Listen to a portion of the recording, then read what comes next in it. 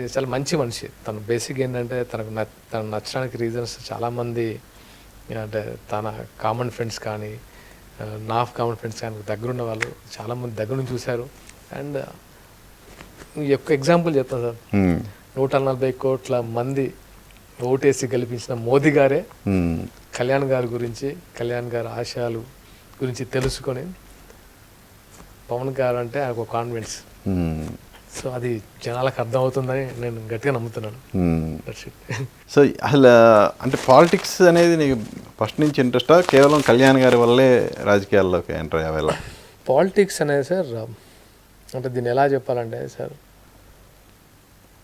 Politics first నుంచి interest కంటే politics ఇలా ఉండకూడదు అనే ఫీలింగ్ అయితే ఫస్ట్ నుంచి ఉండేది.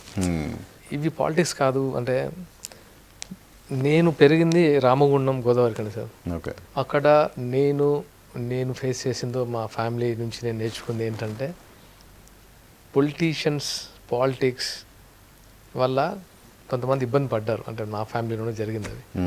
అంటే పాలిటిక్స్ ఇలా ఉండకూడదు అంటే మీ పర్టికులర్గా మీ ఫ్యామిలీకి ఏమన్నా అన్యాయం జరిగిందా పొలిటీషియన్స్ వల్ల ఏమన్నా? అంటే అన్యాయం కాదు సార్ యాక్చువల్గా. అంటే నేను ఇది ఇప్పుడు చెప్పదలుచుకోలేదు, దానికి టైం వచ్చినప్పుడు చెప్తాను. ఒక టైంలో ఈ డర్టీ పాలిటిక్స్, ఆ టైంలో డర్టీ అని అంటాను నేను. అండ్ డర్టీ సిస్టమ్ వల్ల I suffer 20 years. Okay. So అది మైండ్లో నాకు ఉండింది.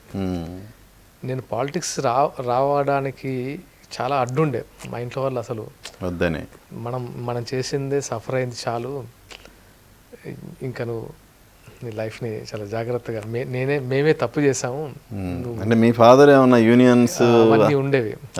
సో మేము తప్పు చేసాము, నువ్వు ఉంది ఒకటివే. దానివల్ల నేను మా అమ్మ నాన్నలకి ఆల్మోస్ట్ ఆఫ్టర్ మై 15 years ఇప్పటివరకు దూరంగా ఉన్నాను. అంటే నేను సింగిల్ చైల్డ్. అంటే అంత సఫర్ అయిపోయాం మేము. అంటే దూరంగా ఉండాల్సి వచ్చింది ఫ్యామిలీకి, హాస్టల్లో ఉండాల్సి వచ్చింది. సో ఆ పెయిన్ ఉంది, ఆ పెయిన్ మనసులో ఎప్పటి నుంచో ఉంది. అంటే అది ఓన్లీ యూనియన్ ఎలక్షన్లకే సంబంధించిందా, లేదంటే సమకాలీన రాజకీయాల్లో కూడా మీ ఫాదర్ ఉండటం వల్ల? రాజకీయాల్లో ఉంది, అండ్ మావోయిజంలో ఉంది, అక్కడ సికాసా అని. అంటే ఇక్కడ ఏంటంటే సార్, నేను రివీల్ చేయాలా వద్దా అని కొంచెం ఆలోచిస్తున్నాను, కానీ టైం వచ్చినప్పుడు చెప్తాను.